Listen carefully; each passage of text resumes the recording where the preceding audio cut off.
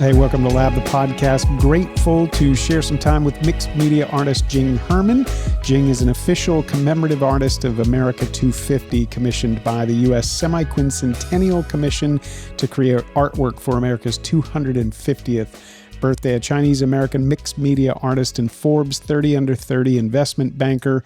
Her monumental series, The Beautiful Country, 50 Flags for 250 Years, explores the intersection of love of nature and love of country, national and regional identities, and the evolving American dream. She treats the American flag not as a static symbol, but as a multidimensional landscape of cultures and resilience. Using non-toxic U.S.-sourced materials, her work exists to create visual bridges that inspire unity and hope by inviting multiple perspectives to coexist at the same time. Her flag works encourage viewers to find common ground over a shared love for our country's history, freedom, and beauty. Jing, congratulations on the Beautiful Country series, and thanks for making time for us. I know you're in the midst of painting all sorts of paintings, but this is great to get some time.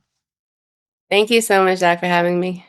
Yeah, I see one of the pieces hanging in the background. So we're going to get to this incredible series, but we talk a lot about beauty and goodness and truth, and how that triad of beauty, goodness, and truth has given so many of us so much. And yet truth and goodness can be really contested, kind of contentious ground. Your series is doing something really, really wonderful. It's creating a common ground space for us to allow beauty to do what it does. It gives us a common ground and allows us to find places that we agree. How long have you been working on the series? Before we dive into it, I'm just curious for everybody listening, this is a particular series, and when did the origin of the series begin?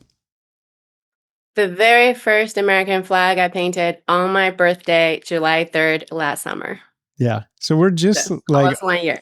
Yeah, close to a year, and I can't wait to share more of the story. It's been really, really cool to see that idea take on a really pretty incredible life of its own.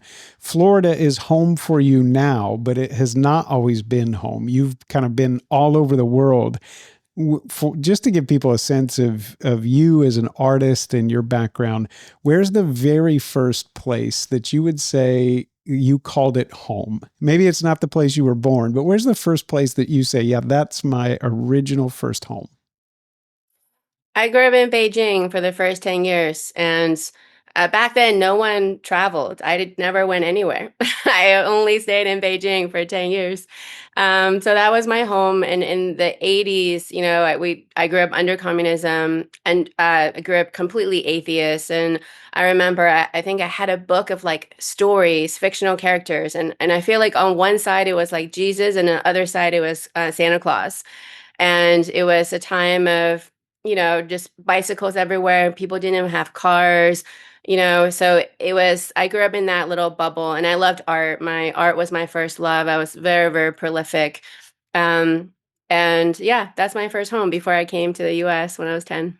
Yeah. So in Beijing, the actual experience for you up until 10 years old, having never been there, a lot of people have never traveled over there. I think of my life where I grew up under 10, and we were riding bikes, and we would disappear until the sun went down and then find our way back home for dinner. And were you in an urban context? Or were you making art, playing outside? What was life like for you, maybe 7, 8 years old? Yeah, that's a great question. Both my parents were like college for professors, and so we kind of lived on campus at a college. I would say there was a lot of freedom. I guess it wasn't too dangerous. I never thought of it as dangerous. I would literally walk myself to school every morning. Beijing has these rings, so we lived on the third ring, in the center of it. It's like Tiananmen Square. So I would like have to cross the highway, the third ring by myself to walk to school. And school was like super early till like 5, and also Saturdays. Other than going to school, I played outside a little bit by myself, catching crickets and, climbing fences, things like that. It's super urban in that there's a lot of concrete and not as much nature, I would say. But, I had a lot of time to explore, and everyone's the only child. So, and starting like the late 70s, I think everyone was born an only child. Yeah. So I also had a long time. Were your parents, in addition to being professors, were they artists, or was that the discipline that they were teaching? So my dad's a mathematician, and when he came, he had a full scholarship to University of Texas for math. My mom is very, very artistic. I think, she was never a professional artist. She taught engineering drawing. So I guess in a way, she is teaching art in some form. But she's an amazing musician and dancer and very talented. So when I was born, my dad chose my name in this like very thick Chinese dictionary. So Jing stands for a girl of many talents, which I think that the name that you're given is your first identity, and I think that it does affect how we grow into it. So for me, I think that that has been like a North Star, like to grow into that name. Yeah. It's so cool that he chose that name for you. One of the things that we're going to get into is just this really beautiful dynamic of your business capacity and the gifting you have for operating from a business side, but that paired with or married to a really, really powerful artistic gift. That's a unique thing. You take that and you combine it with your perspective. That's one of the things that launched some of our early conversations, is just this intersection of faith and a perspective on America that maybe is unique. It's a little different from some of us who were born and raised in America. And then your artistic gift married to this business side. You have a little bit of all of it, and I can hear it coming through your mom, coming through your dad.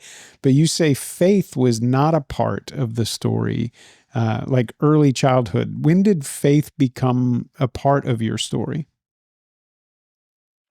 I would say it was high school. But to what you're talking about right now, my childhood, it was very much math and art because my dad was a mathematician. And one of the things I did was adding cards, like a deck of 52 cards. It adds to 364. If ace is 1, jack is 11, queen is 12, king is 13. So I did it. He made me do it 10 times a day, and I was able to do it in like 25 seconds out of 52 cards in 25 seconds by the time I was like 6 years old. So my whole childhood was math and art, which, I think now that you're asking the question about faith, those are actually the two universal languages that I think point to God. Like mathematicians, if you look at, even in the shells that I use, like the sliced whelk, when you slice the shell open, you can see the Fibonacci spiral, Mm-hmm. right? Like math is basically part of, I think, the divine design. And art also, God, I think God is the greatest artist. Like the world is so beautiful and so colorful. I think part of that design. And I think in high school I lived in Texas, and it's a Bible Belt, and there are also American flags everywhere, Bibles everywhere. I think for me it was just asking a lot of questions, just genuinely, as growing into a teenager and learning more about philosophy and different ways to think. In hindsight, I think I just was just really genuine in asking questions. And I think with between you and God, there's no reason to be fake or pretend because He knows all things. And so I asked people around me questions. I asked my friends' parents questions. I think, was seeking genuinely to understand. And also, as an immigrant, I knew that religion and politics are the two things you're not supposed to talk about.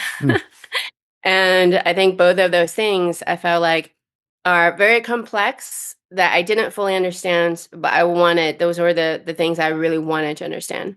So really, I think it just comes down to seek and you shall find. I think I spent years really asking everyone I could and reading the Bible to see, like, is this real?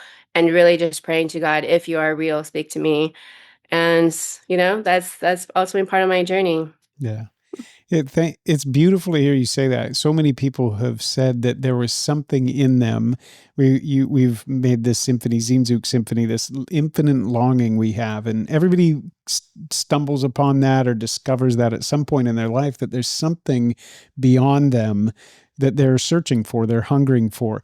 Not everybody has the courage maybe to ask the questions or to pray, but the promise is, if you seek me, you will find me, that the one you're looking for is the one that's looking for you. And so there is this beautiful invitation that whether you're in Texas or Beijing or wherever you are, if you reach out for God, he is going to meet you, and you don't need to know how to count cards. Thank goodness, because I couldn't. You lost me when you started describing it. I was like, wow, there's 52 cards in a deck. Like that's as far as my math gets me. I lost you there. Yeah. That's the beautiful thing, though, coming back to art and math, you're 100% right that some people say, well, art is this subjective thing and it's whimsical and it's imaginative and there's no border or boundary or coherence to what makes art. And actually, that's not true at all. Whether it's everything, even cosmologically, the universe, the heavens declare the glory of God. And there's a deep divine ordering to everything that's beautiful. And that's what I think helps artists have some ability to create things that resonate with us deeply, even if subjectively we have our preferences about art. There's undeniably things that we all find beautiful that do resonate with the human spirit because there's a coherence that's mathematical, it is aesthetically pleasing, and it comes through the work. And I can see it coming through behind you, even the flag, the way the colors are and the white space in between, there's a beauty there. There's some order that allows something really beautiful to come through. And I'm curious, as we kind of make the turn in your story, when did you know that your art was not just a creative hobby, but was something that was going to endure? It was going to be a part of, maybe not of an occupation for you, but it was certainly something that was going to be a part of your life and a craft that you were going to take as seriously as you were your business and mathematical side. So I went to New York because I felt like Texas was a really conformist place and it was not for me. And so I went to NYU. I went to business school while taking some art classes. And I think just being an immigrant and being the daughter of a mathematician, going to art school was never an option. Like I just knew that that just wouldn't be an option. I need to do something practical, right? So I went to business school. I studied marketing and actually felt like marketing was a bit too fluffy and I wanted something that was a bigger challenge. And so the biggest challenge in New York is investment banking. So I interviewed, I got in, I did that. I went straight into that at 22. And that's 100% all consuming. There's no time for hobbies or anything. Like literally, sleeping in the office from time to time, working nights and weekends. And actually, while I was there, as in my second year, I took a whole vacation just to paint, Mm. like just to stay in my parents' house and just paint for 1 week. So I've always wanted to be an artist, and I think at some point I knew that finance was not my true calling, but in my 20s, it was a great career. It allowed me to give back in lots of ways, right, to support the causes, and people I wanted to support. So that's how I was in my 20s. In my 30s, I was, I think, mostly consumed with just being a mom. So I like to say that I went from Forbes 30 under 30 to 3 under 3. There you go. An infant and a 1-year-old and a 3-year-old, and that was all consuming. I think I did like one painting when my kids were small, a huge one, but I couldn't, painting and art is something that takes like hours and hours of like, focused time. And I just didn't have that when my kids were small.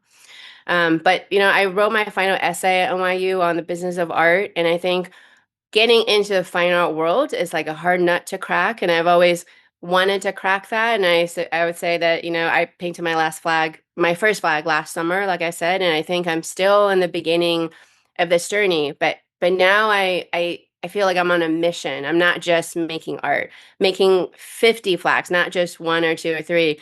Making 50, I really feel like it's my mission now to reimagine the flag. And it was just Flag Day recently, June 14th, which, it's not really a big day to be celebrated, I think, unless you have something to do with flags. And it just made me think that in our lifetime, we haven't seen the flag change because the last time the flag changed was 1960 when Hawaii joined the Union, right? Mm. But people that lived in the 19th century, the flag was changing all the time. Mm. The flag has changed 27 times. Every time a new state joined the Union, they had to rearrange all the stars. Mm. Right? But that was so long ago, and it's not really taught in textbooks. Like you learn about the 13 colonies, and it's like whoosh, we fast forward to Lewis and Clark and Civil War. The flag itself as an emblem, we see it as static, just purely because in our lifetime it is static. It hasn't changed, right? So now I feel like it's my mission to just reimagine it Mm. and that it shouldn't be static, shouldn't be binary like you embrace the flag or you reject the flag. It's far more complex, and I think it should reflect the complex identities, right, that we all feel, and be inclusive to, just different parts of the United States, whether you're the Southwest or Florida or Midwest or Northeast. Like, we have our identities is tied to the land itself, right? And the things found in the land, whether it's shells or sand or cactus or, you know, cold weather, like that's all part of our identity. Yeah. It's first. I would love to read the paper from NYU. I would love that. So if you're willing to email that to me, I would love to read that. Just I because, don't think I would need to find it. I don't yeah. know if I have access. Okay. Well, if you find it someday at your parents' house in a shoebox or something like that, then I would Yeah. love to read that paper, because and one of the things I respect about you is that sense of determined, kind of a will for the good, right? That you have courage to will the good. And whether that's honoring your parents who put such an investment into your life and education. You said, I'm going to go to NYU. I'm going to stretch myself. The toughest thing to do is get into finance. And so I went and I did that. But even in climbing that, that's like an Everest. And so Everest one, I climbed that and I said, I did that, but that's not my true calling. And there was something beyond that. I want to be a mom. I'm called to be a mother. So I lean into that calling, and that produces three, a trio that is all consuming, a life of a mom. I heard Michelle Obama one time in an interview say, you can do it all, but you can't do it all at the same time. And so this aspect of I summited this summit, and then that gave way to a different calling, a higher calling to become a mom. And in and through this is this desire to make and to create. And there isn't really, back to your paper, a clear path to how does the business and art world intersect in a way that somebody can make a living. And that's part of what V3 is doing, trying to reimagine patronage and get back to an economy that values artists and sees the work of artists as essential. And I think that's what you're touching on with this series, because artists, as Buechner says, calls to pay attention. And something like a flag can become so common that we forget about it. We don't see it as a symbol that has deep meaning. We can forget about it. And then on our worst days, it can be something that divides us instead of unites us. But your imagination for the flag is different. And that has, it's part of your story uniquely that led, I think, to your desire for this series. But go back before you started painting and just talk about how your relationship with the flag. And as somebody who came to America not having been born in this country, what did the flag mean to you throughout your lifetime before it became the focus of your series? So, firstly, in Chinese, America is translated and shortened to 美国, which means literally beautiful country. So, I grew up in China talking just everyone, and America is the biggest topic that anyone outside of the country talks about. People Mm. are obsessed talking about America, right? I'm pretty sure in Europe, but certainly in China, people talk about America all day long as is like the main thing to talk about.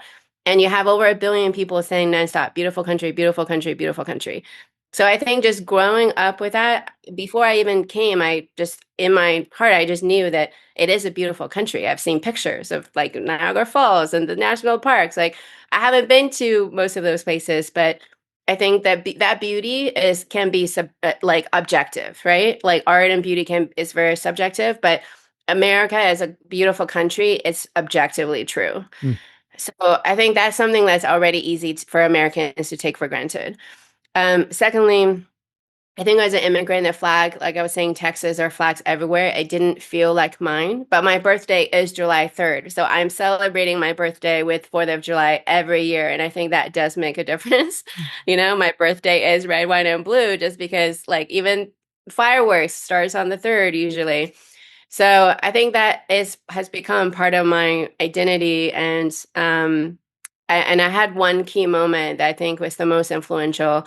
When I was in banking, one of my like 2007 was when I became a citizen, and the day when I finally got it, my boss surprised me with a cake that was an American flag, and I was really touched by that. And I think in that moment, I felt like, oh, like now I'm a citizen, and now the flag is mine. Like I didn't really think of the flag as my flag because I was an immigrant. I didn't have a green card. I wasn't a citizen, you know.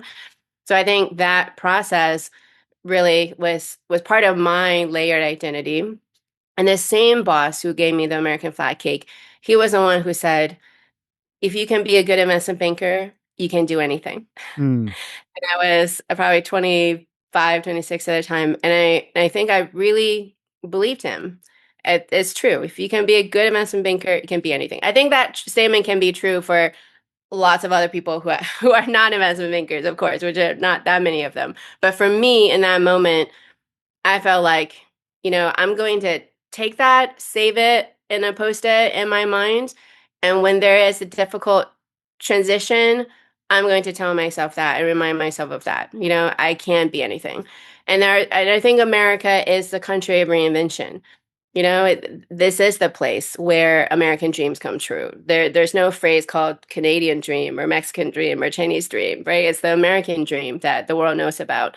So I think part of that beauty and part of that shared history is that because you have these freedoms and because we have like the greatest economy with like the most innovation, this is the place where there's the most social mobility, right? And this is where dreams can come true. So for me, being a prolific artist as a child in China, when you asked when I was 7, there was actually an art competition that I was part of when I was 7. And I remember it was like so many kids. So it was outdoors. Everyone had like a 3 foot by 3 foot. It was like thousands of kids. And I got the honorable mention, and someone said, "Oh, don't worry. Like your art was really good. Like you couldn't have won because all the winners were already picked beforehand." So, and in that moment, I was like, "Oh, what's the point? What's the Mm. point of like of any of these competitions if there's so much corruption that the winners were already pre-picked, like kids of people that make donations or have political, connections." So for me, I think these are all different touch points in my life, right, that have led to this moment. And that's, I think, the amazing thing about like humans, like time is kind of linear, at least for us, time is linear. I guess for God is not, or there are all these dimensions. But even in our linear timeline, our life like meanders, And I think all the things that we do, all the people that we meet, all the experiences, they layer on top of each other. So you don't stop being one thing and then become something else. I think everything that I've done in my life have given me the skills to, do what I'm doing at this point. Yeah.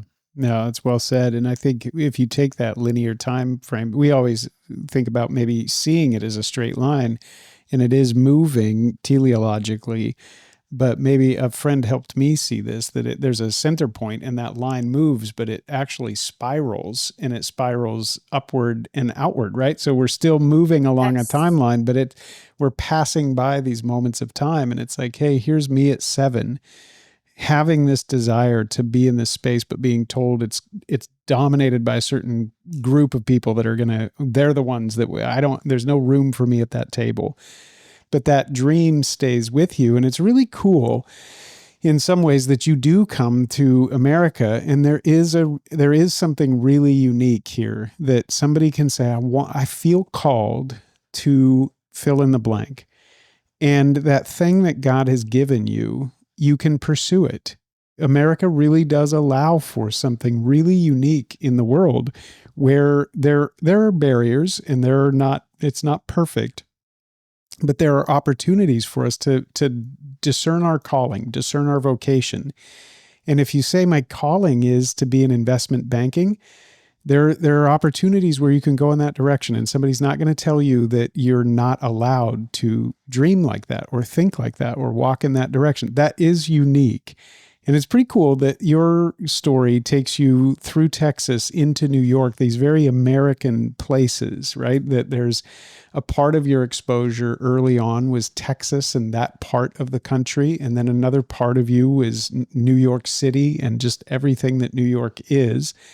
And then you come to Florida and you're in a different chapter in your story, still, again, spiraling up and out in that timeline. Now, everything that God has prepared you in advance for is ready at this moment to step into the next chapter of this calling. And it's to make art. And you have been doing that your whole life. But this last year, you said the beautiful country, you're going to endeavor to paint 50 flags. And I would love to just invite you to talk about a little bit the moment that idea for a series really became clear in your mind. And you said, hey, the beautiful country, which, by the way, thanks for saying that. I don't speak Chinese, so I didn't know that.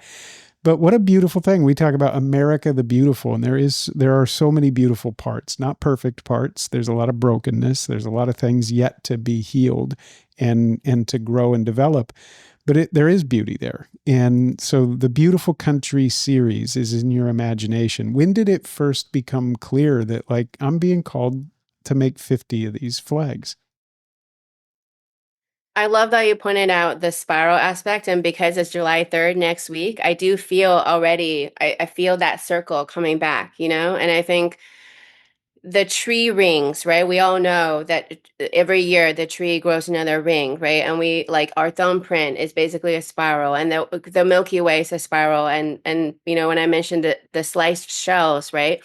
Like the spiral is everywhere because that's the Fibonacci series. The spiral, that's part of the grand design of our universe. And I think you're absolutely right. Every year when the holiday comes around, it's a full circle. Every year when our birthday comes around, it's a full circle.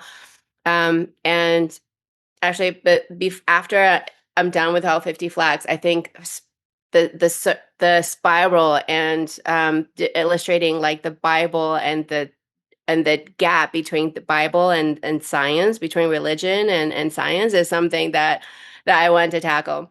But to your question of when did this flax become not one or two and become a mission? You know, the first one last summer on my birthday, I had that idea for a few months, and I felt like, you know, part of who I am when you say the business and the art, I have that creativity, but I think that the business side of me, I like having these pipelines of ideas and then executing on them. And one imagery that I had from when I was a child in Beijing was, you know, I think there was a chicken and my mom like cut open the chicken and there were tiny little eggs inside, right? And so she was showing me like if a chicken lays an egg every day, you could have the false logic that a chicken makes an egg once a day and lays the egg once a day. But the egg doesn't take one day to make. Just because the chicken lays an egg every day, it does not mean the egg takes one day, right? And so when I saw that there were this pipeline of little eggs, like you could see that this tiny little egg is like, you know, a bean size, and the next one is like a seed size, and then there are invisible ones, right? That there's this pipeline. So to me, that's part of mine, just how I work. And if there's a secret to my success, I think that's how I am. So I had the idea for the first Slack for a few months, just planning out the materials, planning out the composition. A lot of my ideas are 2 a.m. when I can't sleep. And I just knew that I had to finish it before July 4th, which is the day before is my birthday. So I had to finish it on my birthday. And after that, I took a break for a little while, and I had a lot of ideas, but they were like kind of like nebulas, right? When the beginning of galaxies, before galaxies are born, there's just clouds of gas, and I felt like I had different ideas for different ways to do the flag, perhaps, but it didn't solidify. And last October, I had the opportunity to go to New York, and my friend Shreyas Navar, who's also an official America 250 artist, we became friends just over Zoom during the pandemic as two artists and two immigrants who, you know, had, you know, a shared common ground. He was putting together this leadership summit, and I had the opportunity to create something from scratch for the White House Historical Association. So that was a process where I had to, you know, work through the nebula and finally figure out what is worthy of that opportunity. And at the same time, I think we were hearing that the pennies were going to be retired. So I wanted to do something with pennies, but I didn't know how or what. So each of these paintings is a result of months Mm. of just thought and open, brainstorming and collecting items, physical artifacts, physical objects from different parts of the US and thinking about how they could possibly come together. So after a few months of that, what ultimately became is called Life, Liberty, and the Pursuit of Happiness. I'm showing this on Zoom, so anyone who's listening can see this on my website.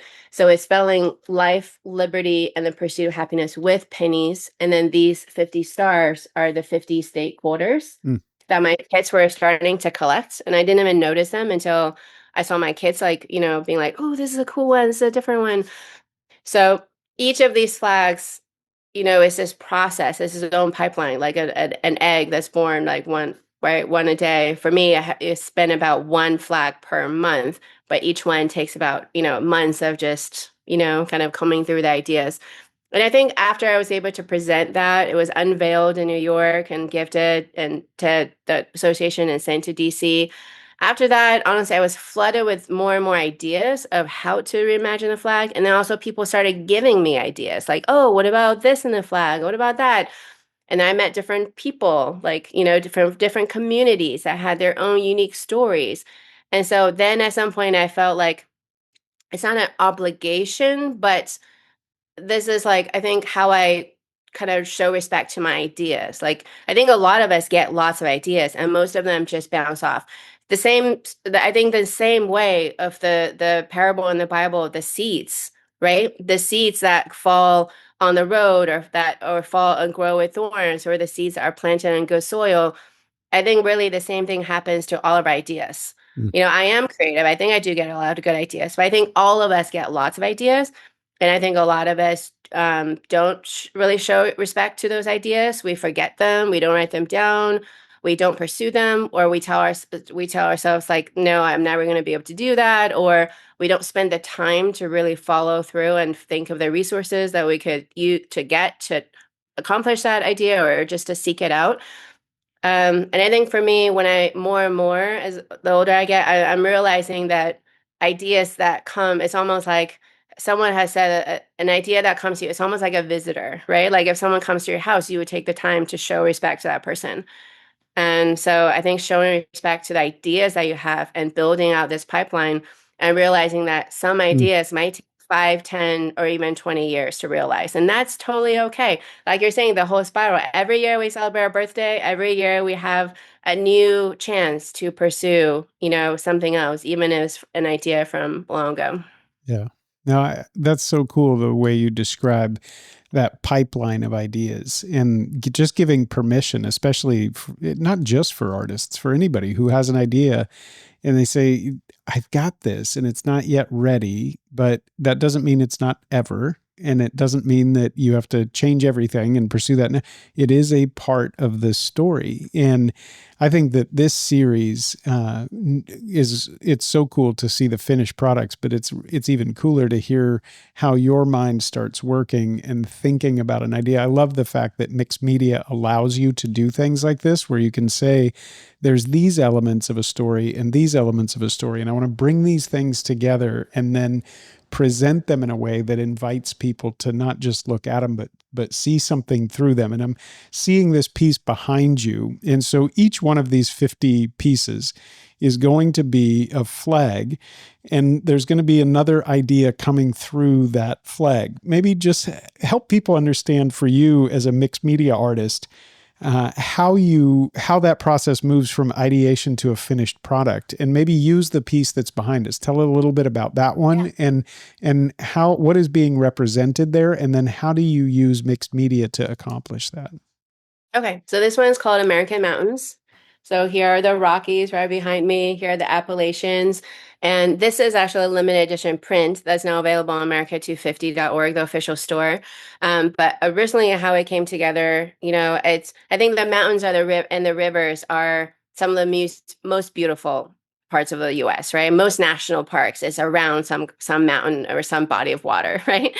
And just as humans, I think we find nature to be really beautiful and I think we find them calming and relaxing because there's something we don't even understand. Like there's vitamin G where like you touch the ground and you're being charged by like the electromagnetism of the earth, But we know that nature is beautiful.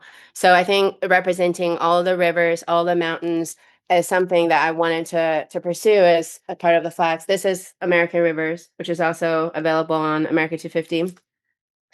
And what you don't see here is that the original painting was 3D made with organic cotton. So I mixed organic cotton that was grown in Texas that I found. And the reason for that is I want to get things that's from the land itself, right? And not only representing the land, but it represents industry. Cotton represents our history. Like so much, right, of American history can be told from the perspective of the cotton.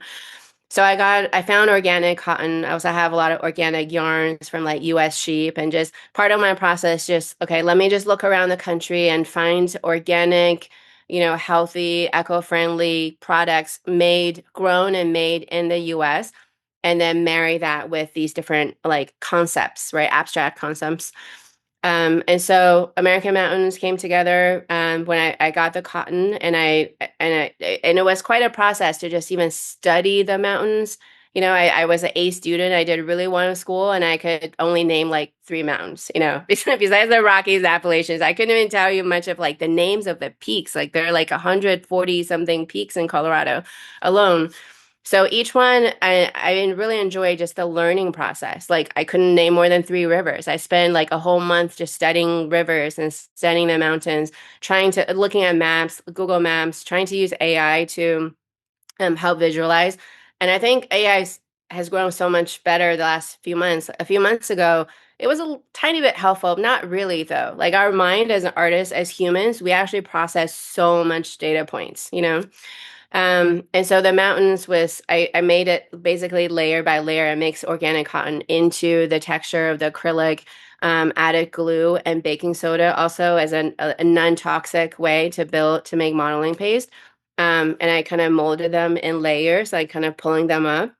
On my Instagram, Jing Herman Art, there's a reel of how I made American Mountains, and kind of the little time lapses where you can see the mountains being built. And so the Rockies kind of rise above the canvas a couple of inches. It's really cool to see in person. It's so different when you can see them in person versus a flat 2D image. And so that's one example. Another example is actually at your event, at the V3 event, I met Mauricio Vega, right? He was an artist for Freedom is Beautiful. And he's Cuban, and he told a story of how he came from Cuba. And I was there in Tampa that day, and I talked to him a little bit after. And I think I knew some of those stories that he alluded to. And I, having grown up under communism in China, I can put myself in the shoes of like how bad things really were. That part I can understand, but I came on a plane. I can't put myself in the shoes of someone who actually rafted, from Cuba to Florida, or swim, or had to swim the last mile because the Coast Guard was going to catch them. And so he told me his story and stories of other Cubans who swam and rafted. And I had already acquired a lot of shark teeth from Venice, and I didn't know what to do with the shark teeth. And after I met him, and the next few weeks after, just thinking about that story, I ended up deciding to make what ultimately became From Cuba to Freedom, putting the shark teeth in the red stripes to show the blood in the water, to show how, if you don't have freedom, how much is it worth to you? It's worth everything. It's worth risking your life so that you can come to this country or have your kids have a better life. So I think this process of collecting the materials, thinking about it abstractly, what are the different things in the US I want to represent, people that I meet, inspire, tell me their stories, and it inspires different ways to tell the story through the flag. Yeah. This is the power of art. I mean, I love art and artists' beauty that allows us to do this. You meet another artist, Mauricio. He tells you a story, and that story could have so easily passed you by, but it became one of these ideas in your imagination that became a part of that pipeline. And you said, hey, okay, let me take some of this mixed media, combine it together. And now every time somebody looks through that flag, there's an invitation to ask the question. I love that. What is that? Why are the shark teeth in the red? And then you're off to the races. And it just functions like that. Not only is it beautiful, but there is that invitation, and you're going to do this 50 times. I love the mountain one, is one of my favorites, but you are making one of these. It actually takes you about a month once the idea is fully organized and you have your plan and you know how to approach the piece. It takes you about a month or longer to complete each one. And the aim is 50. How far are you in the process? I think I've been able to make them a little bit quicker. So the last, I think in June I made two the last month. So and I also homeschool my three kids, and so like I wish if I was single and I was just painting all day, I'm sure I could make them a lot faster. Yeah, so and I brainstormed a list of other flags. I have well over 60 more ideas, and so I think there's no shortage of ideas. I think I really enjoy meeting people, and in order for these ideas to crystallize, and I think these flags are meant to tell our collective history, and so it makes sense to have them, be attached to like a tangible person and tangible story. And at my show, one guy was just so passionate about, he's from the Midwest. He's so passionate that there has to be a flag with the St. Louis Arch. And I said, okay, you got it. I'll make sure I'm not sure if I'm not going to make that one next, but I will make sure in the 50, there will be one with the arch. Yeah, it's so good. And ultimately, this collection will live as a collection that institutions get to enjoy, people can enjoy through prints. But part of the fun, part of the journey with all of the artists that we get to share life with, this is one of the things that we hope comes through Lab the podcast is, first, if you're listening to this episode, there's so much to just go back and listen to, just from a perspective of gratitude for the beauty of America. We can take it for granted. We can begin to forget about it. There's so much work to be done, which is good work to be done in the development of America and the pursuit of those ideals that founded our country. But sometimes there's, in looking out at the horizon, all the work to be done, we forget about the really wonderful ground that we're standing on and how there is a lot of common ground. So I think Jing's story can help us recover some of that. And this series can create a great series of conversations. So if people wanted to keep up with you, Jing, in the conversation, where do they find you? Where do they find your artwork? How can people follow along as this series develops? My website is www.jingherman.com. Jing, like jingle bells, Jing, Herman, HERMAN.com. So on my website, I have the originals. I have open edition prints, as well as some products like mugs and stickers. And on the official online store of America250.org. So you just go to www.america250.org. And if you go to store, you can search Jing, Jing, or go to, in the navigation, the Premiere tab. And all of my 4 of these artworks are there: American Mountains, American Rivers, the Starfish Spangled Banner, which was my first one, and then the Freedom, from Cuba to Freedom one. Yeah. Awesome. Riley's going to put all those links, all the connections, and so you can follow along. And one of the things we're hoping to do at V3 is just highlight artists, the world's greatest artists telling the world's greatest story. We've been saying that all along. And we really believe that there are great artists out there called and gifted to make art and to bring us all into these moments where we get to grow and consider our faith and our freedom and all of the things that are true in our story. And artists are helping us not just explore those things, but have language for them together. So I'm Zach Elliott, Executive Director of VUVIVO, and together with our partners, we are recovering the deep Christian tradition of standing behind the arts by making significant investment in visual art, music, and literature. We're working together with some of the world's most gifted fine artists, composers, and authors to wondrously reveal Christianity and invite people to know God personally. This work to recover the tradition of standing behind the arts is going to take a fresh generation of patrons committed committed to resourcing and releasing these great artists to use the highest and best of their gifts to the glory of God and for the good of the world. You can join us in that work by becoming a V3 partner. Reach out for more information or go to vuvivo.com/support to join us in standing behind the arts.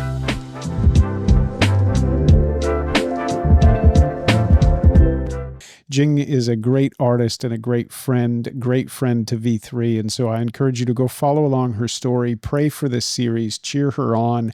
And Jing, we'll be watching as this unfolds. And I know I got to be careful with your time, but before we wrap up, I just want to ask, ahead of 4th of July, the big celebration of America, and there is so much to celebrate. We can't lie or cover up the idea that there's so much tension that is being pushed towards us, right? Like even everybody has said, like, it's easier to get people in an argument than it is to find, the common ground that we're all actually standing on. And so I think that's what I love about your series and leading with beauty, the beautiful country. And you start with beauty. We say beauty helps us discover what is good and know what is true. Thinking along that line of beauty helping us discover what is good and know what is true, what would you say to the person who says, I'm kind of done with America? And maybe I'm just, when I see the flag, I don't see the beautiful country. I see only a very broken country. And that's the only thing that is stuck in my mind, and I can't shake that. What would you say to just encourage somebody who rightly, sees some of the brokenness, has come face to face with some of the injustices, some of the things that are not a more perfect union part of our country, and they're just really weary and they're tired and they want to be refreshed in their hope and in their joy and appreciation. How has beauty helped you discover what is good and know what is true? And what might you say to somebody who says, Jing, I want to feel the same way you do when you see a flag, but I just don't? Maybe we can go back to that seek and you shall find, verse. I think if you really feel that way, travel the world. Like go to as many countries as you possibly can, rent an apartment somewhere for a month or two or for a summer. And I think if you seek out what is the best place you could possibly live, the answer might be America. Mm. Go if you actually feel that way, like just go and seek it out.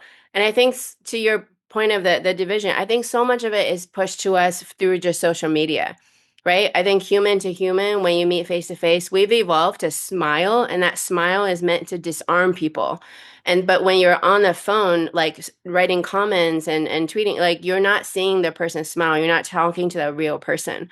So, and now also we don't know who's really behind those algorithms, right? That those algorithms are actually intentionally and paid with ads to divide us. And so part of me, of who I am, I think, is just believing in the best, believing in best in the other person, the person that you actually know, your neighbors, your family. A lot of people's families have been divided by politics. And then people you don't know, people on Facebook, people on social media, believe in the best in that person. And I think that just leads to, just being more optimistic and optimistic and in your own mindset. And I think that is probably better for mental health and just how we all feel. So much of it is the perception, right? There's a perception of division, and I think it's true, but some of it is like reinforced, right? The perception is turning into reality, and I think that's part of my hope that the most common feedback I've gotten from people, especially when they saw it in person at my exhibit in Sarasota, was that they feel more hopeful. They feel more optimistic about America. It's not all darkness, like that my background's very colorful. I think I'm just a very colorful person to begin with. And I hope that just being able to see different perspectives, like don't believe everything you read on your phone, like go out and seek for yourself, talk to real humans and have real conversation. And we've talked a lot about meeting in person and inspiration, so I welcome anyone listening to this. Feel free to email me and reach out. Jing, Jing, at jingherman.com. or through Instagram at Jing Herman Art. I would appreciate ideas of what you like to see in the flag, or continue this conversation of how you feel about America or how my work makes you feel. I would be really happy to discuss that with anyone. Yeah, that's awesome. Jing, that's such a generous invitation. And I just want to say I respect you so much for just who you are, for the work that you have done, for your life as a mom, and your courage to pursue the calling that God has given you, and the way that you lean into your creation of art with optimism and joy and a tenacity to take on a project of this scale.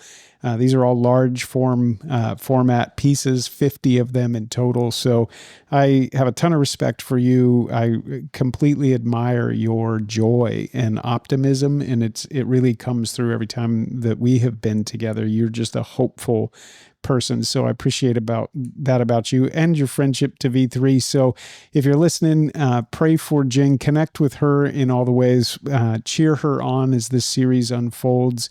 And I will take you up on the invitation. We say, see and celebrate the good. I think the way Jesus looked out into the world, he saw the good first and he celebrated it. And there's something really powerful in your invitation to just start there and to not see everything that divides us or everything that's broken. And we don't ignore those things, but to start with the good and let that beauty unfold something. So The Beautiful Country is the series, 50 Flags for 250 years. Jing, beautiful work. Keep it up. We're cheering for you, praying for you, but thanks for all the time today. Thank you so much. And your support and love means so much to me. Yeah, more to come.